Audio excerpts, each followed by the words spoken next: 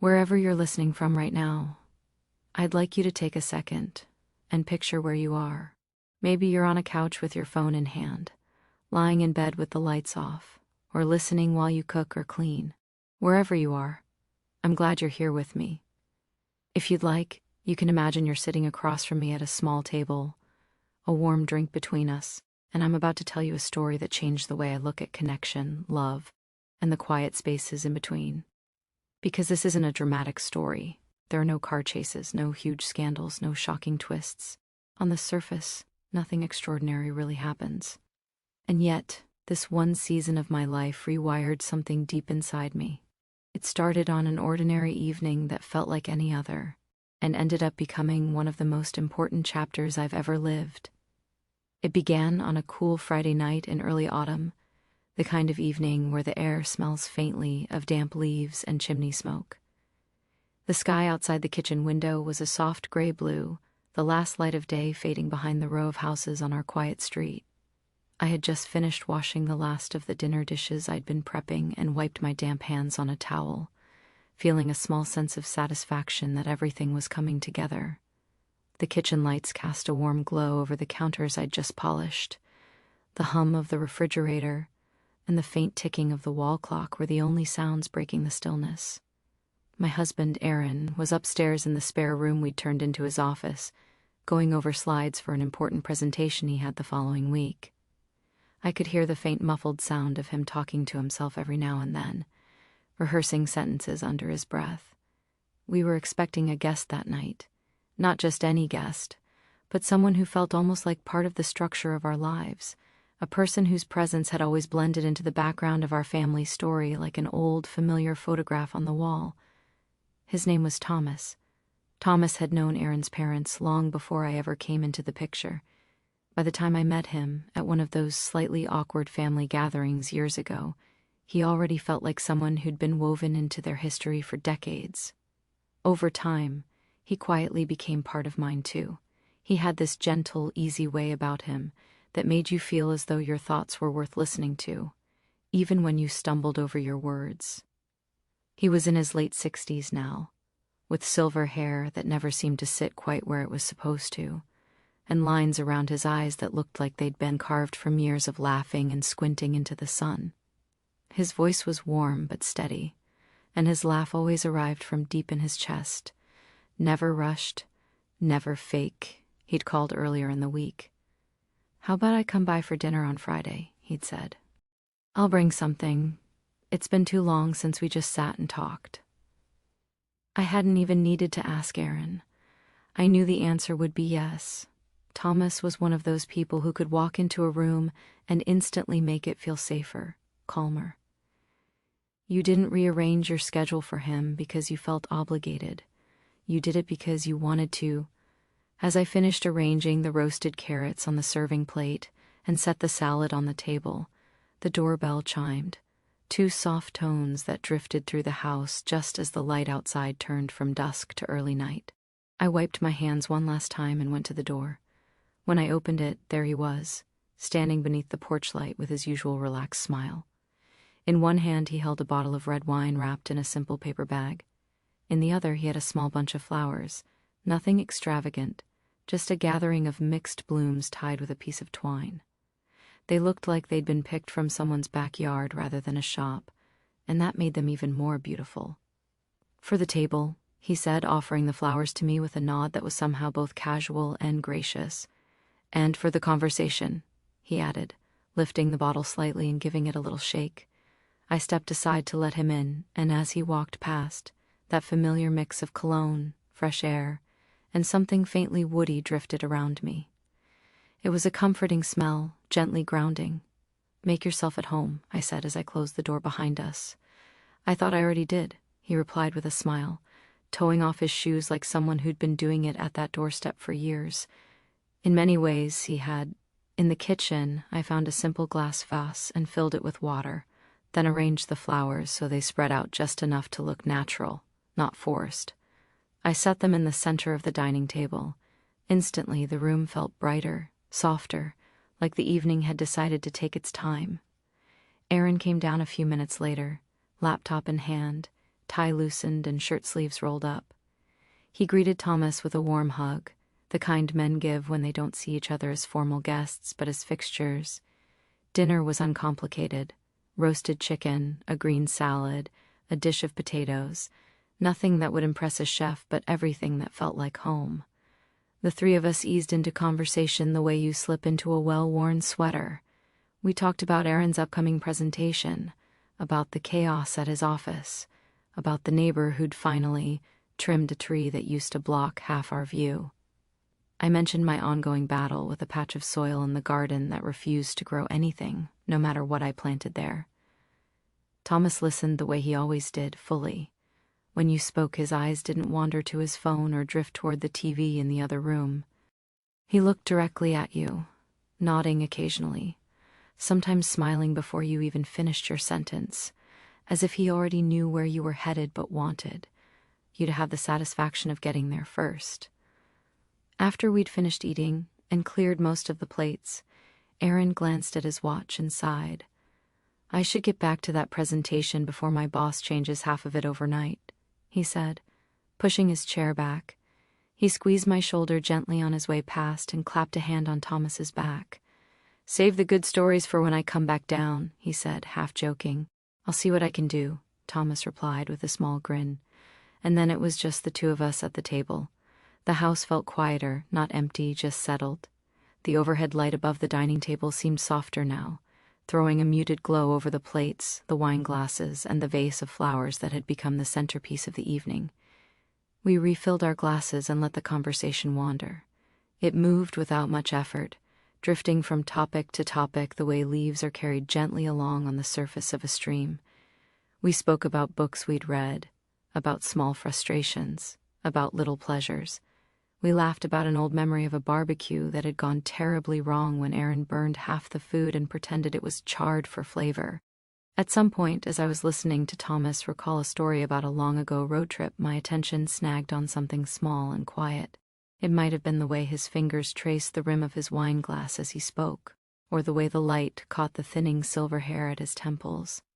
Maybe it was something in his voice, an undercurrent of tenderness that hadn't been as noticeable before. I realized I was watching him differently, not romantically, not with some sudden burst of desire, but with a sharper awareness, as though a room I'd walked through many times had acquired a new painting on the wall, and now I couldn't help but look at it. Do you remember that weekend by the lake? He asked, pulling me out of my thoughts. The one where we all stayed in that crooked little cabin with the leaky roof? I let out a soft laugh. Of course I remembered. The cabin had tilted slightly to one side. The tap in the bathroom had dripped all night, and the bed squeaked every time you even breathed too deeply.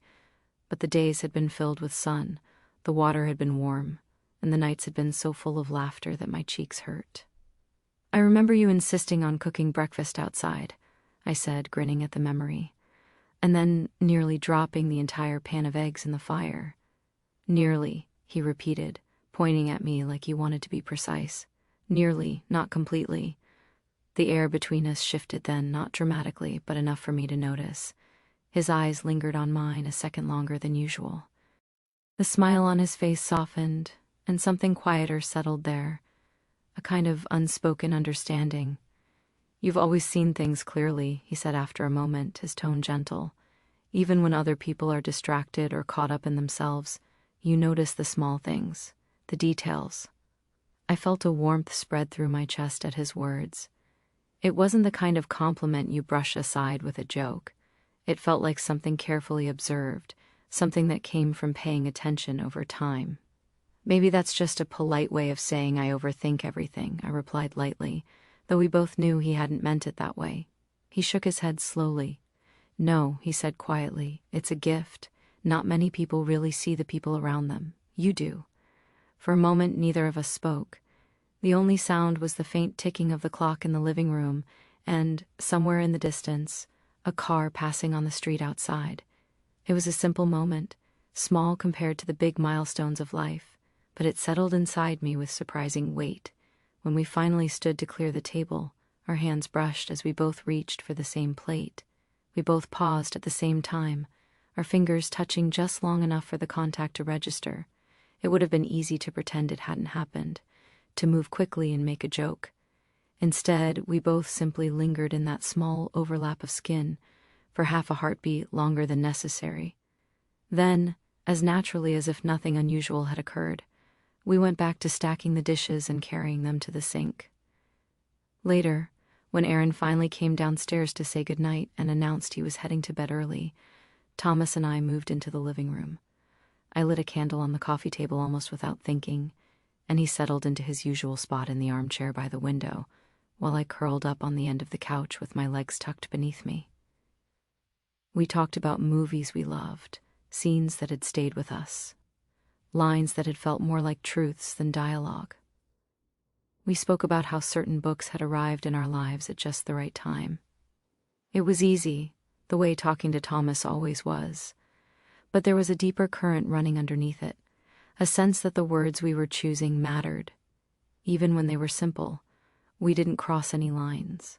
There were no dramatic confessions, no sudden declarations, no impulsive decisions.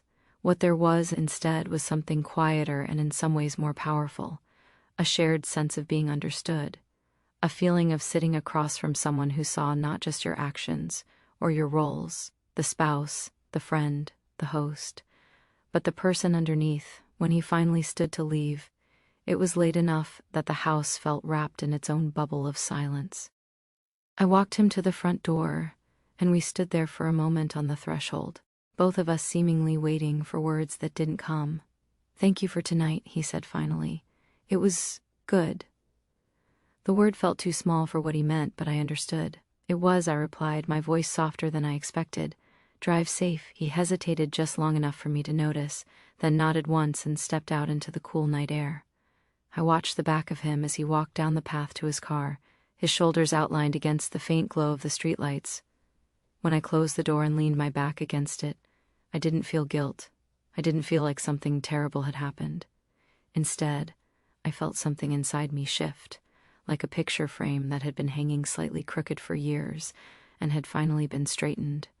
The next morning, the sunlight seemed unusually bright as it filtered through the kitchen curtains, casting soft stripes across the floor. I moved through my routines almost on autopilot, putting on the kettle, reaching for my favorite mug, spooning coffee grounds into the machine.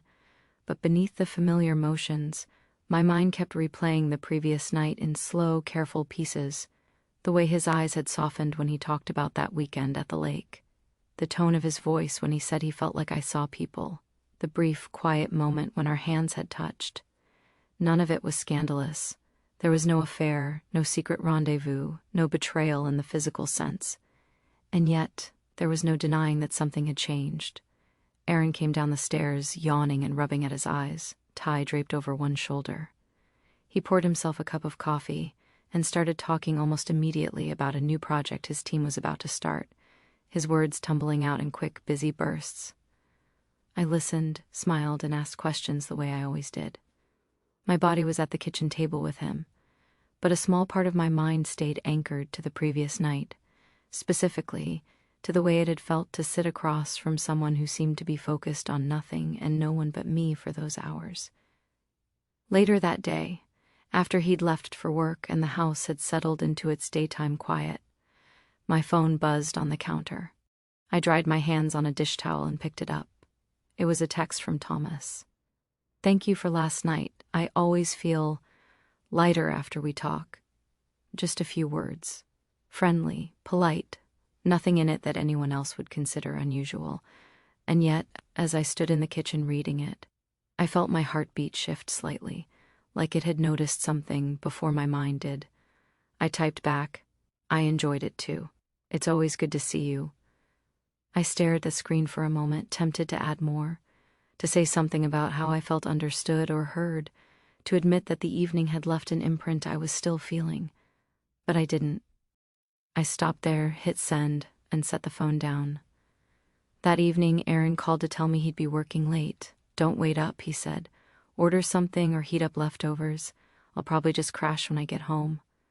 The house felt still after I hung up. The sky outside was heavy with clouds, and the air had that damp, cool feeling that comes right after a light rain. I made myself a cup of tea and moved to the back porch, wrapping a blanket around my shoulders, My phone buzzed again.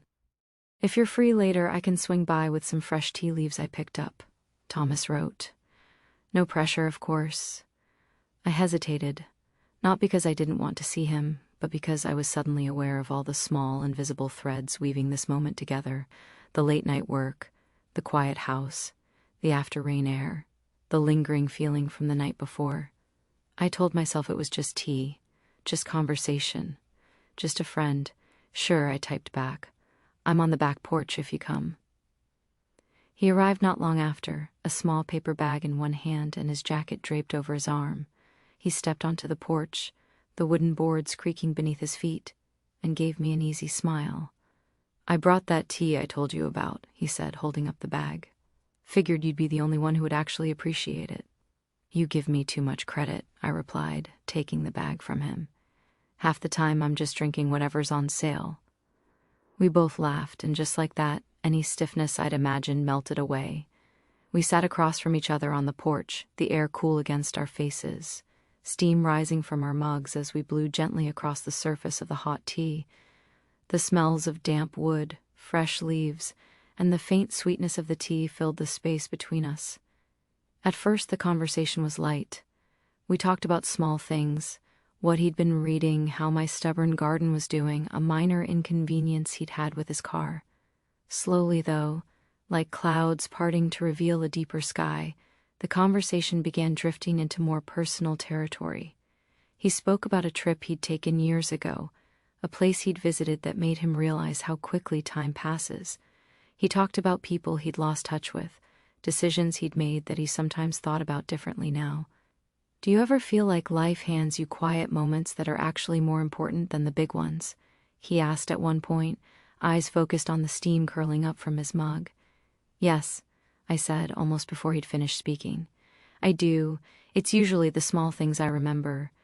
Not the big announcements, not the parties, but conversations, glances, the way a room felt on a certain day." He looked up at me then, eyes steady. "That's exactly it," he said. "Last night felt like one of those moments." I didn't realize how much I needed it until I was driving home and thinking about how calm I felt. I swallowed. The words settled over me like a soft weight. "I felt that too," I admitted. "It's nice to feel like you can just be yourself, no performing, no rushing." We stayed like that for a long time, trading stories, sharing thoughts we didn't often say out loud.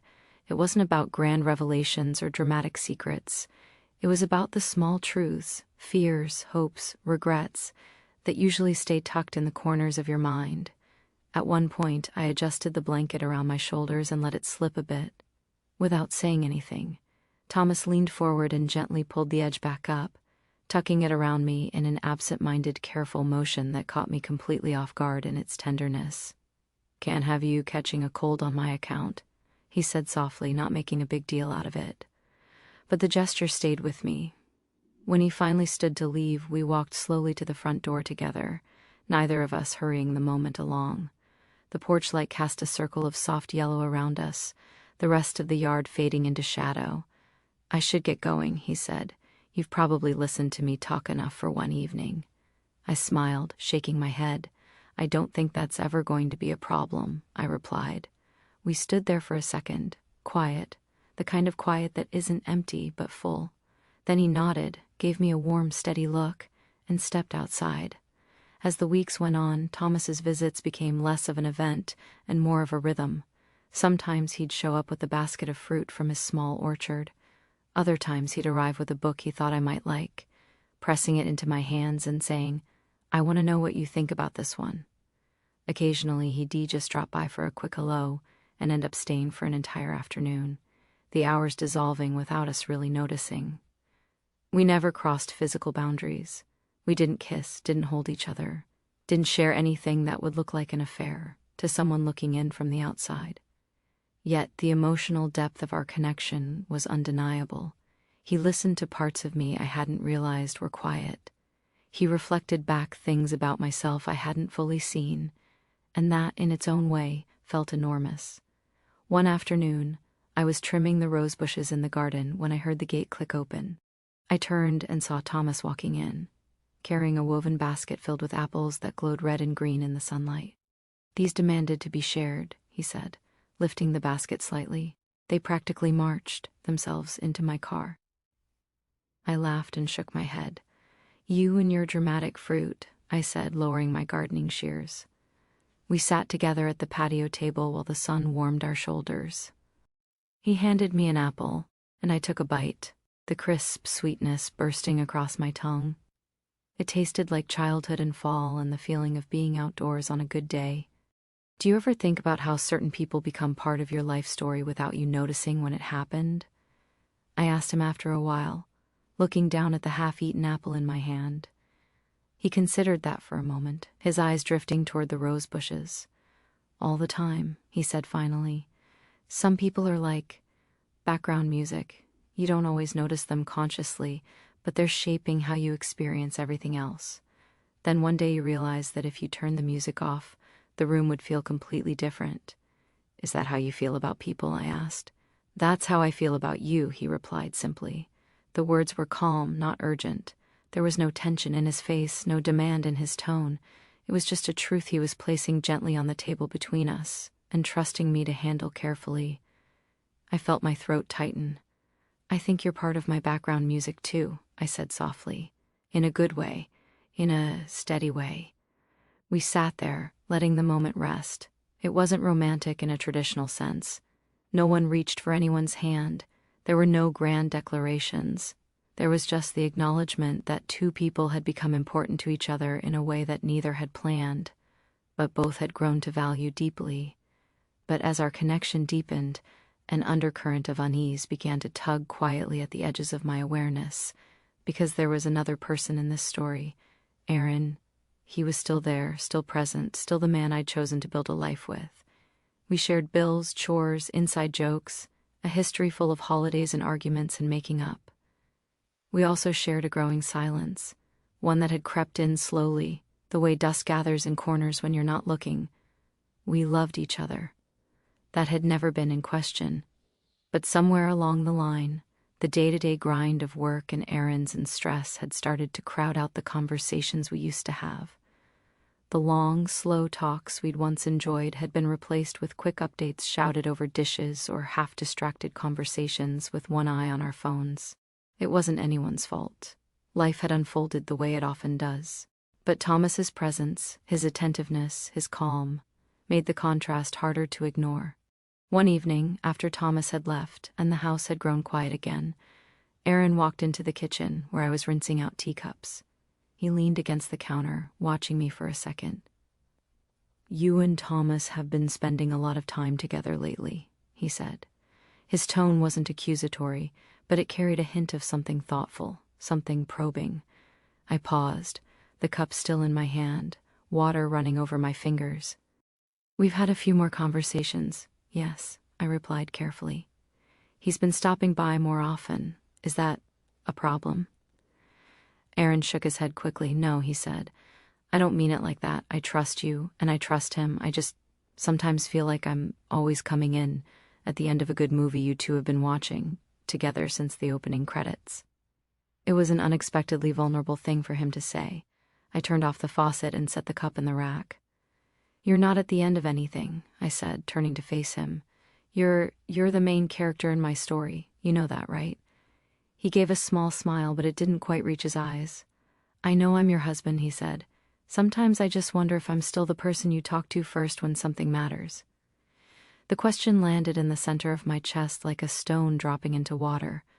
Was he? I thought of the texts I'd exchanged with Thomas, the stories I'd shared with him, the feelings I'd put into words because he'd created a space where I felt invited to. "We've both been tired," I said softly. "We've both been busy. Maybe I haven't been starting conversations the way I used to.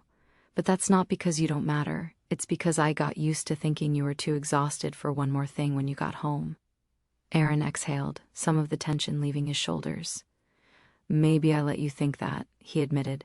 "Maybe I was too tired and didn't realize what I was letting go of when I stopped asking how your day really was and started just asking if we had milk." We stood there for a moment, looking at each other across the small distance between us. In that moment, I realized that what I'd been finding with Thomas, a patient, thoughtful kind of listening, was something Aaron and I had once shared too. It hadn't disappeared. It had just been buried. "We can fix that," I said. The words came out quietly, but they felt true. "If you want to." He nodded, his gaze softening. "I do," he said. "I really do." That night, long after we'd gone to bed, Aaron reached for my hand in the dark and just held it. No words, no forced conversation, just the simple, quiet weight of his fingers laced with mine. I fell asleep feeling a different kind of closeness, less intense maybe, but rooted in years of shared life. A few days later, I knew I needed to talk to Thomas. Not to confess something dramatic, not to end our friendship, but to give it shape. To honor it by being honest about what it was and what it wasn't allowed to become. We met at a small cafe we both liked, the kind with mismatched chairs and the smell of freshly ground coffee saturating the air. He arrived with a dog-eared book tucked under his arm, and that familiar, gentle smile. We ordered drinks and found a table near the window. Outside, people hurried past on their way to wherever they were going, while inside, the world felt slower. After some small talk, I took a breath. "I've been thinking a lot lately," I said, wrapping my hands around my mug. "About you, about us, about what our friendship means." He didn't look surprised. If anything, he seemed prepared for this conversation, as if he'd been turning it over in his own mind. "I have too," he said. "I'm listening." I looked at him, really looked. At the lines of his face, the gentleness in his eyes, the way he waited without filling the silence. "You're important to me," I said. "Very important. These past weeks, our conversations, the time we've spent together, they've meant more to me than I can easily explain. You've helped me see parts of myself I'd stopped paying attention to. You've reminded me what it feels like to be truly heard." His eyes shone with something I couldn't quite name. Gratitude, recognition, maybe a little sadness. "I feel the same way," he said quietly. "You've been a gift in my life. Especially at this stage, I didn't think I'd form new connections like this anymore." "But," I continued, voice soft but steady, "I'm married, and I love my husband, and I want to protect what we have. So I need you to know that, for me, what we share has to stay within certain lines. Not because you've done anything wrong, but because I need to be careful with the space we're in." He was quiet for a moment. Then he nodded slowly. "I understand," he said. "More than you know. I would never want to be the reason something breaks between you and Aaron. That's not why I'm here. I don't need more. What we have," he paused, searching for the right words, "is already more than I expected. If it never becomes anything else, it doesn't make it any less meaningful." Relief moved through me like a slow exhale. "So," he went on, "we can let this be what it is, an important friendship, a safe place to talk, a reminder that we're still capable of forming deep connections. We don't have to turn it into something it's not.